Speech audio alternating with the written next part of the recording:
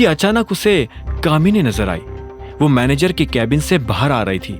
जब उसने अभिनव को देखा तो वो हैरान हो गई और उसे इग्नोर करने लगी। उसने अपने चेहरे के दाईं तरफ सारे बाल गिरा लिए ताकि उसे अभिनव को ना देखना पड़े। अभिनव ने भी उसे नहीं देखने का नाटक किया और सीधा अपने कैबिन में चला गया। जैसे ही वो अपने कैबिन में घुसा तो देखा कि अकरम और जैनी उसके कैबिन में बैठे हुए थे। अभिनव उन दोनों को वहां देखकर हैरान हो गया। आओ आओ टाय, अभिनव आओ। अकरम ने अभिनव को देखते हुए कहा, क्या हुआ, सब ठीक है? आपको कुछ चाहिए? अभिनव ने पूछा। वो ऐसे नाटक कर रहा था जैसे उसे कुछ पता ही ना हो। वो अपनी सीट की तरफ बढ़ने लगा। अकरम ने कहा, अभिनव, तुम्हारे और जेनी के बीच में जो कुछ भी हुआ उसके बारे में जेनी ने मुझे सब कुछ बताया। मैं उसी बात पर इसे डांट रहा था और मुझे लगता है कि अब इसके घर जाने का टाइम आ गया है। यह सुनते ही जेनी की आंखें फटी की फटी रह गई। वो अकरम की तरफ देख रही थी।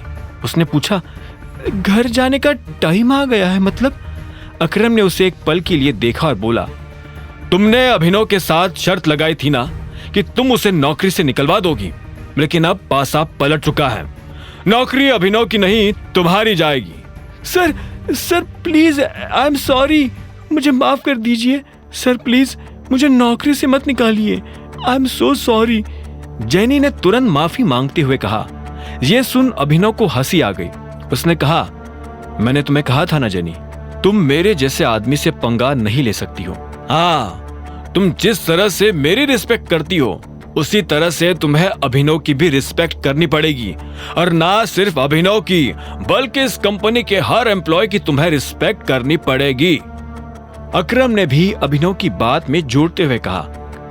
यह सुनकर जेनी घबराहट के मारे अपनी कुर्सी में पीछे खिसककर बैठ गई। उसने अभिनव को देखा और बोली, प्लीज मुझे नौकरी से मत निकालिए, प्लीज अकरम सर, मुझे। इससे पहले कि जेनी अपनी बात पूरी कर पाती उसकी आंखें भर आई थी।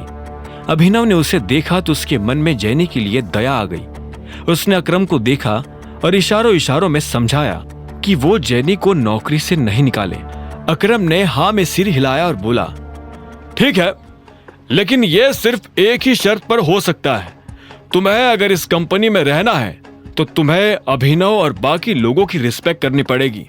लेकिन अगर तुम दोबारा अभिनव पर या किसी और पर बेवजह चिल्लाई तो मैं तुम्हें तीसरा मौका नहीं दूंगा। मैं आगे से ऐसा कुछ नहीं करूंगी सर, प्लीज, सच में, आई प्रॉमिस, मैं ऐसा कुछ नहीं करूंगी। जेनी ने डबडबाई आंखों से अकरम को देखते हुए कहा, और हाँ, एक चीज का ध्यान रखना, इस कैबिन में जो कुछ भी हुआ उसके बारे में बाहर जाकर अगर तुमने अपने बॉयफ्रेंड से भी बात की तो मैं नहीं करूंगी सर, नहीं करूंगी। मैं इस बारे में किसी से बात नहीं करूंगी, किसी से कुछ नहीं कहूंगी, प्रॉमिस। ठीक है, अब तुम जा सकती हो, अकरम ने कहा। जेनी अपनी जगह से उठी और वहां से निकल गई। उसके जाते ही अकरम ने अभिनव से कहा, गजब का सिर दर्द है ये लड़की। अरे हाँ, लड़की से याद आया, मैंने तुम्हें ऑक्शन के बारे में बताया था ना, आज वो ऑक्शन होने वाला है और अलायना भी वहां आने वाली है। अलायना का नाम सुनते ही अभिनव के रोंगटे खड़े हो गए थे। बलराज ने पहले से अभिनव को अलायना के बारे में इतना कुछ बता दिया था कि अब वो अलायना से मिलने के लिए बेताब था। उसने कहा, हाँ, हम भी इस ऑक्शन में चलेंगे। हम नहीं, सिर्फ तुम। मैं आऊंगा पर तुम्हारे साथ नहीं। लोगों को शक होगा, हो सकता है कि मेरे साथ चलने से तुम्हें दिक्पाल छिंगावत भी मिल जाए।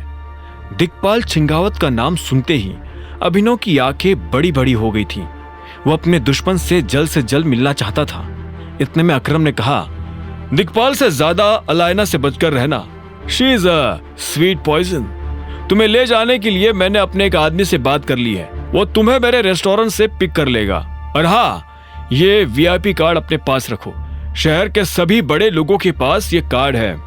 कोई तुम्हें परेशान करे तो बस ये कार्ड दिखा देना। अभिनव ने उस कार्ड को लिया और ध्यान से देखने लगा। उस कार्ड पर निचले हिस्से में एक छोटा सा टाइगर गुदा हुआ था।